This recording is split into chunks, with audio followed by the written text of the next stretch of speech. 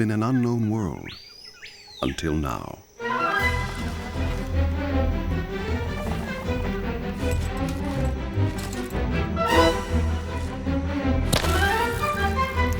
Yes!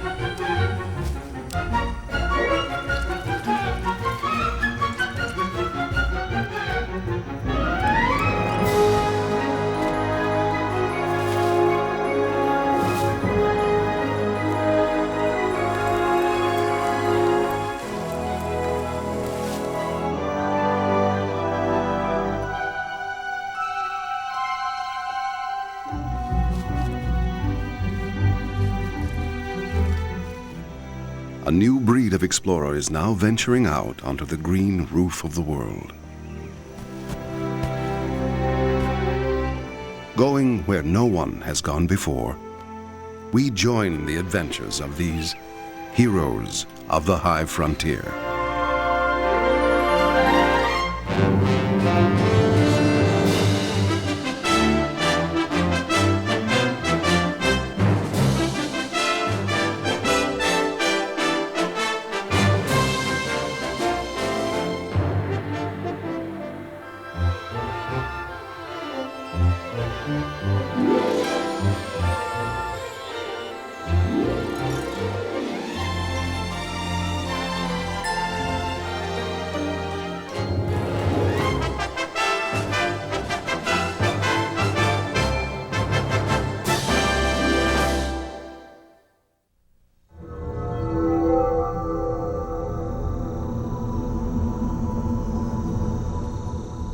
In the darkest depths of the darkest forest, the crew assembles.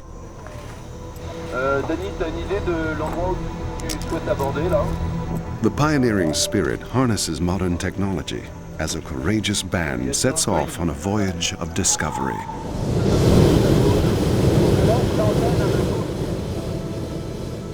A flame ignites a quest to a place of our world, but until now, always just above our reach. The rainforest canopy.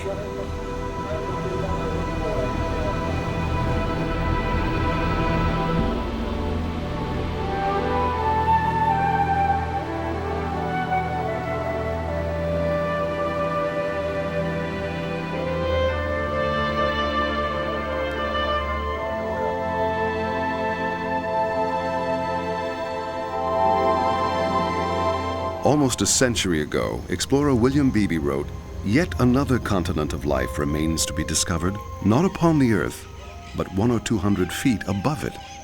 There awaits a rich harvest for the naturalist who overcomes the obstacles and mounts to the summits of the jungle trees."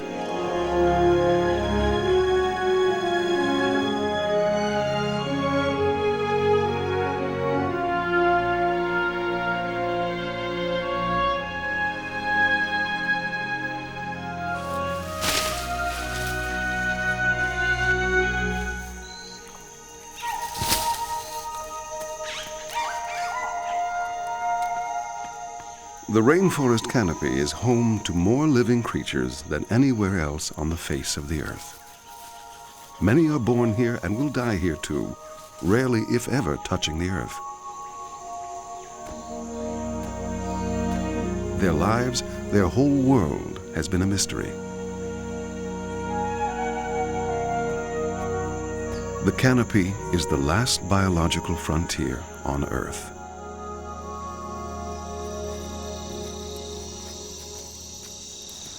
Biologist Terry Irwin began exploring this world just 16 years ago. Since he had no way to reach the canopy, he brought it down to Earth. Clouds of insecticide welled up, and a rain of entirely new and unknown creatures came down. So many creatures of so many kinds, it seemed there were 20 times as many species on this planet as we had thought. The Canopy was a hotbed of evolution. Just what was going on up there? There was only one way to find out. A combination slingshot fishing pole is Nalini Nadkarni's own invention for shooting a line 100 feet up. Yes! Oh my God. Accuracy is essential to get that all-important first line up over a limb. A climbing rope is hauled up, to which she attaches her Jumar ascenders. She's been entrusting her life to this gear for 19 years. I realized at that moment, that first rope climb, I knew where I was going for the rest of my life. I was going up to the canopy.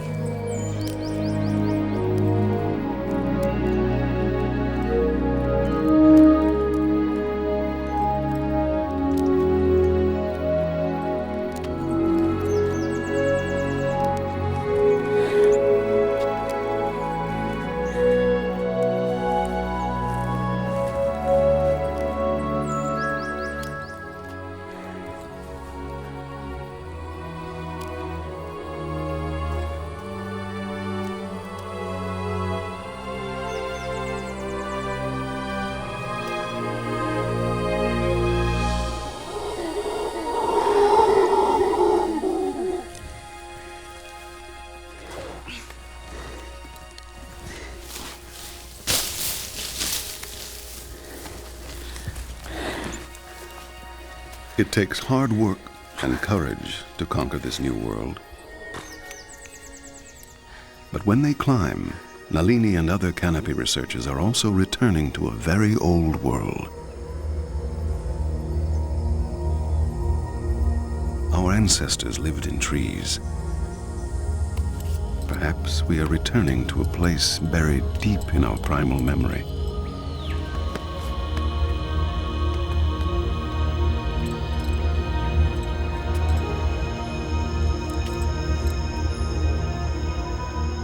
A place of primal fears.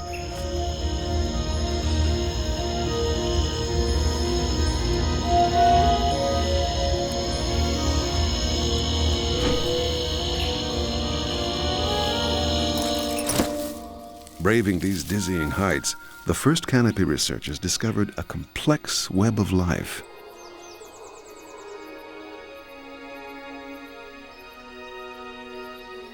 We really felt like pioneers. We felt like we were frontiersmen going to where no human had ever gone before. And everything we picked up was something new and something different, new species, new interactions. Nalini learned that giant forest trees actually sprouted roots from their uppermost branches.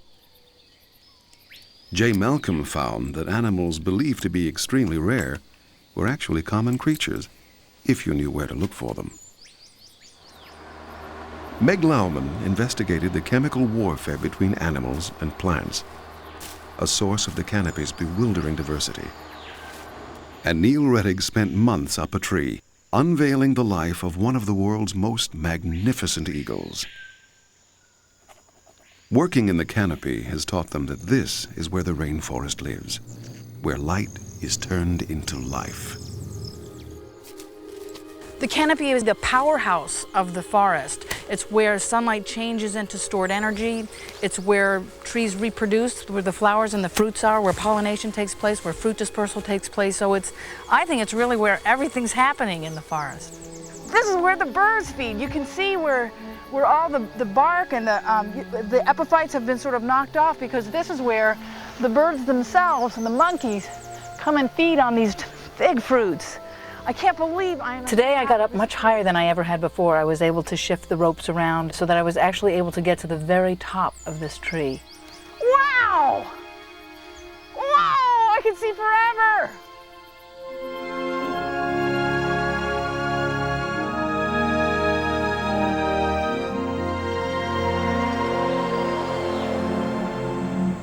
Just 25 years ago, up the rivers of Suriname and Guyana, came an expedition in search of one of the Canopy's greatest predators.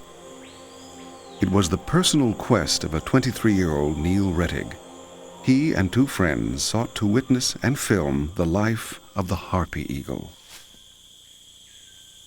The harpy's life in the wild was practically unknown until Neil strapped on spikes, like telephone repairmen use, and jury-rigged a reinforced cable big enough to wrap around the huge girth of a rainforest giant.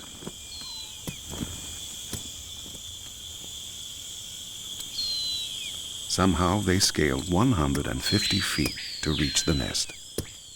When I think of the crazy things that all three of us did, Wolfgang, myself, and Alan, it's unbelievable. I mean, we're lucky we're still here. They built a blind from which they could watch the nest.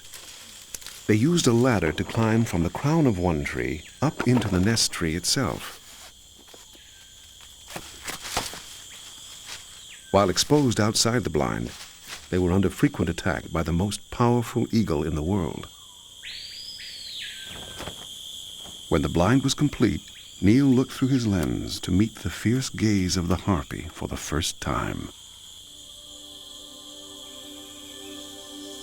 The harpy eagle will always be my favorite bird of prey. I feel like I'm part of it, or it's part of me. After a month of observation, a tiny ball of fluff appeared between the mother's powerful talons. Neil was the first to ever glimpse, not to mention film, a newly hatched harpy chick in the wild. But his exhilaration almost proved fatal.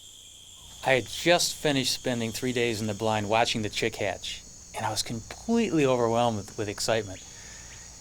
And I started climbing down, using the belts and the climbing spikes, and I was just thinking about other things. I was daydreaming. I was so excited that the chick had actually hatched, and I filmed in the early morning when the chick was a tiny little baby. And I remember leaning backward and just falling into space. And it was like slow motion. I remember falling down and trying to grab a hold of a palm tree, crashing through the vegetation and landing on my back, and then I couldn't breathe. And I looked up, and Wolfgang, my associate, was coming out of the blind, and the eagle came and ripped off a piece of his pants and flew away with it. He shot back up in the blind, and he said he'd come down in the dark. Well, finally, he climbed down, and they carried me out in a stretcher. And 1 week later, I was climbing again. That's how crazy I was. Protected by luck and a motorcycle helmet, Neil suffered only a few broken ribs from his 55-foot fall. He continued to film, capturing the parents hunting like sharks among the green billows of the canopy. Sloths are a favorite prey of the harpy.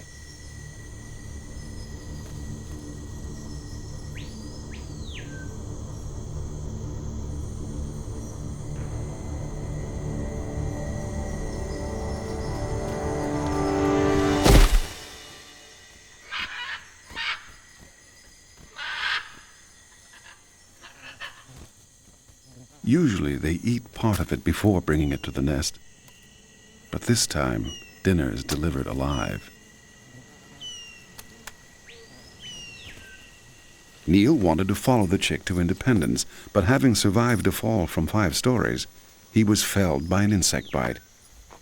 Infected by a parasite, he was forced to leave. I knew someday I had to go back and complete the entire study and actually document what happens when that young harpy makes its first flight.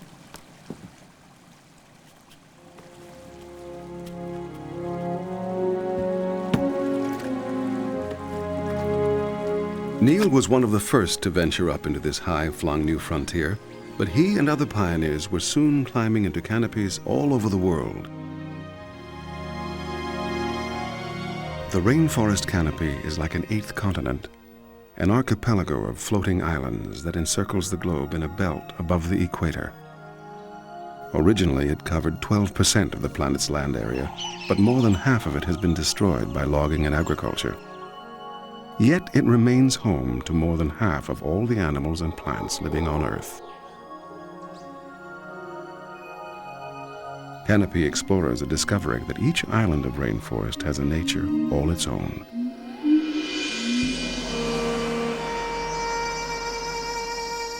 Malaysia's canopy is one of the highest and most unobtainable in the world.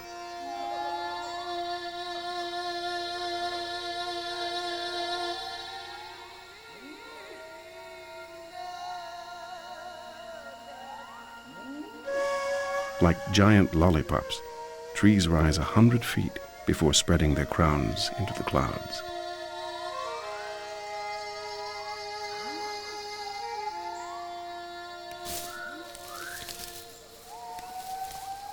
From miles around, animals are gathering here for a great event unique to Southeast Asia's rainforests. They are coming for a feast. In the course of just a few weeks, most of the trees here will bear fruit, laying out a banquet in the sky.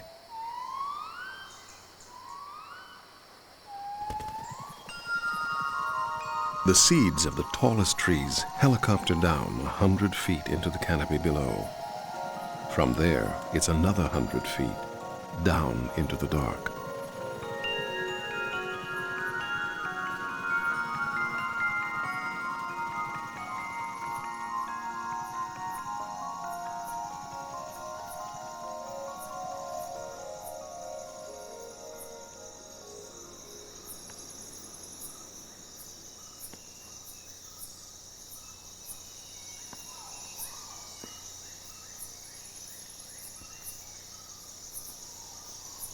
Orangutans make an endless pilgrimage through these treetops in search of fruit.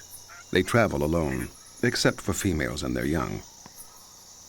They maintain detailed mental maps of huge tracts of forest, memorizing the location of each favored fruit tree and the shortest routes between them. While still a baby at mother's breast, an orang begins a lifetime of learning just where and when to find ripe fruit.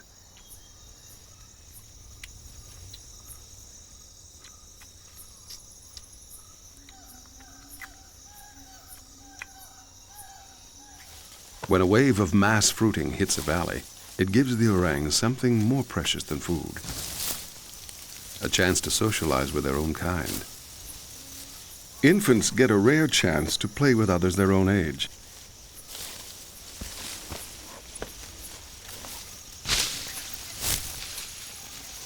Long thought to be loners by nature, we now know that orangs enjoy each other's company when there's enough food to go around.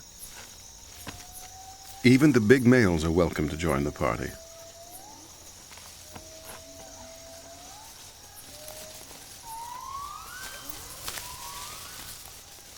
Gibbons too relish the sweet, abundant fruit. Usually, orangs would threaten a gibbon who dared to eat in the same fruiting tree, but with plenty of food around, the little ape can eat his fill in peace.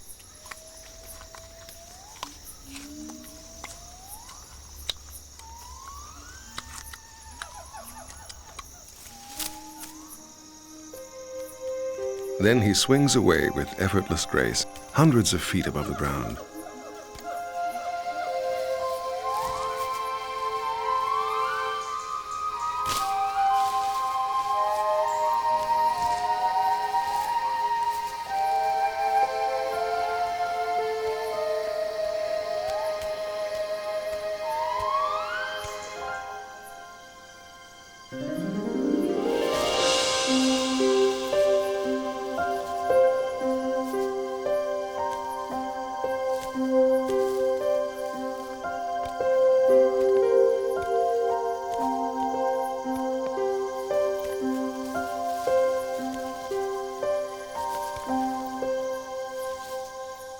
Orangs are too heavy for such acrobatics. Instead, they descend to the understory, where they put their weight to good use.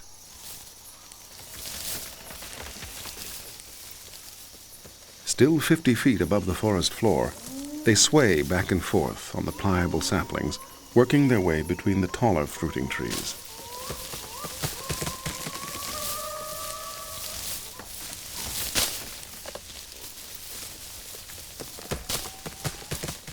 Moving among the trees presents special challenges for all canopy creatures, especially those without limbs. A snake requires exquisite balance.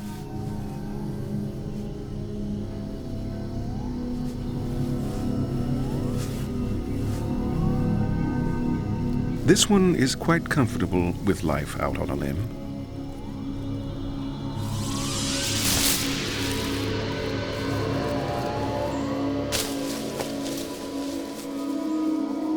The flying snake glides from tree to tree. It flattens its body into a ribbon shape, swimming through the air.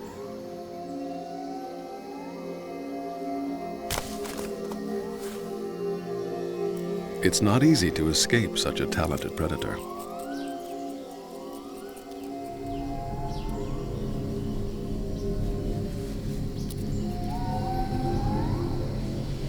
Ribs raise wings, as a warning at first.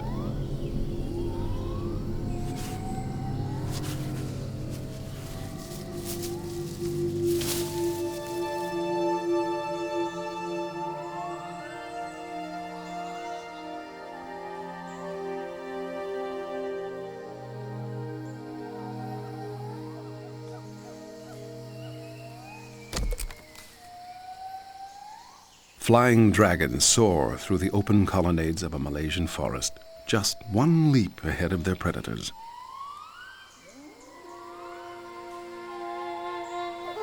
These are the Gothic cathedrals of the Canopy. But there are places that resemble the tangled webs of jungle lore, the lush forests of Costa Rica. Here, epiphytes, the plants growing on the trees, may weigh more than the foliage of the trees themselves. Woody vines called lianas knit the canopy together, providing highways for all sorts of creatures and making a prehensile tail a useful and common adaptation.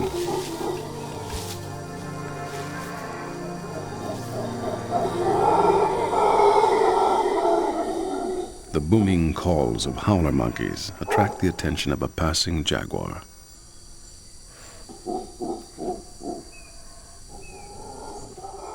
For canopy animals, it is the forest floor that is a dangerous place. A jaguar would love to snatch a howler, if only it could reach their treetop refuge.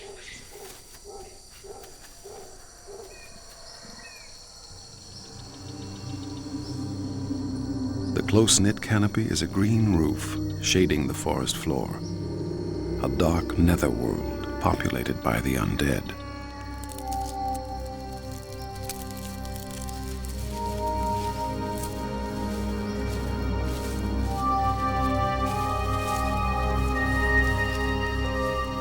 Most seedlings that sprout here slowly starve in the endless gloom. But vines make their own luck. They flail about, following every sunbeam to its source. Some climb using tendrils that coil tightly, pulling the plant skyward.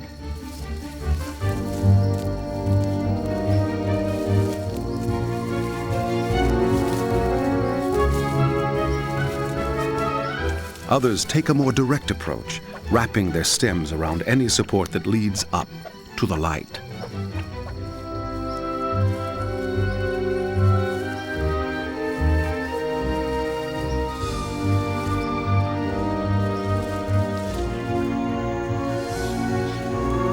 When they finally break out into the tropical sunshine, they turn the power of the sun into the stuff of life.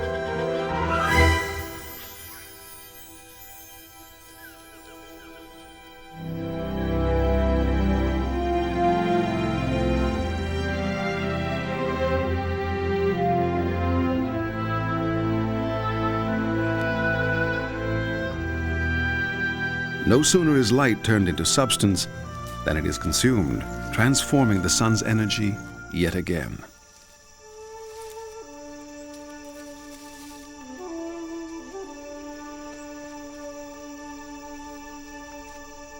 Orchids don't have to fight for their place in the sun. They start life up here already. They are epiphytes, so-called air plants, which thrive without any connection to the earth below. But one infamous plant makes the most of both worlds. The tiny seedling sends down roots, just thin strands at first, heading 100 feet to the forest floor below.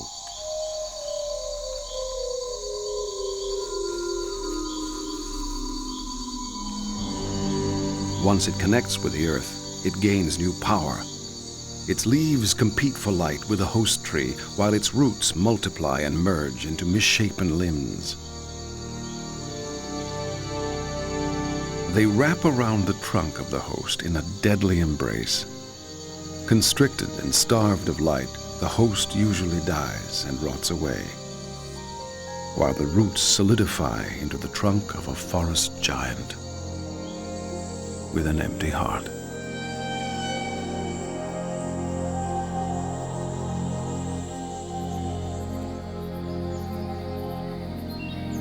The strangler fig may be a killer, but it also provides food for countless animals and support for thousands of epiphytes in lush, hanging gardens.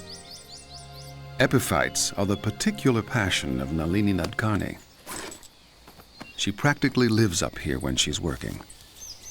She studies a cloud forest, and each day is reminded of how it got its name. I think one of the most amazing feelings of working in the canopy is when the mist and fog and cloud roll up the mountainside and it hits the forest, it hits the tree in front of you, and you suddenly realize you are being enveloped in a cloud. This daily misting provides just what epiphytes need. Mosses catch droplets drifting past. With each drop, they gather a bit of dust, some from as far away as the Sahara Desert. Soil builds up, and the hanging gardens of epiphytes grow in size and diversity, building more soil. A kiss from a desert wind, blown wet and warm, feeds the forest. I suddenly feel like this is what an epiphyte feels like. This is the nourishing mist and fog that's coming through, so I feel it on my face, I feel it on my hands, and I understand better what an epiphyte is. Nalini has discovered that the moss mats that blanket the oldest branches play a vital role. These mats are just full of roots. They sort of knit the soil together. I just finished clipping these last roots. And then the moment of peeling them away. Watch this. And what you see is this soil, and it's just riddled with roots. It smells great. It's like this very earthy smell, which is kind of funny when you think of where we are. But you can see that the branch is actually not all that thick. The branches always look a lot more thick when they have their moss mats on them. So there are lots of invertebrates, insects, earthworms that live in this material, high above the forest floor. You have to get up here. You have to look in these plants. You have to look in the soil to figure out really what's going on up here. Nalini's perseverance and her daring led her to a remarkable discovery. Oh, a really amazing thing about these moss mats are that they can actually nourish the tree itself. They can feed the tree. Some species of trees can put out roots from their own branches and trunks that go into the soil and take in food and water. And so the epiphytes are getting support. They're getting their place in the sun, but the tree is getting nutrients and water from the mats that the epiphytes make. So it's kind of like the epiphytes are paying rent to a landlord. And it's just a really amazing situation. Suspended in three-dimensional space, these hanging gardens are like coral reefs in the sky, creating opportunities for a whole community of life. They provide good pickings for a coati, flowers and nectar, even ants for a protein snack, with a bite. But ants are just the appetizer. Fruit is the main course.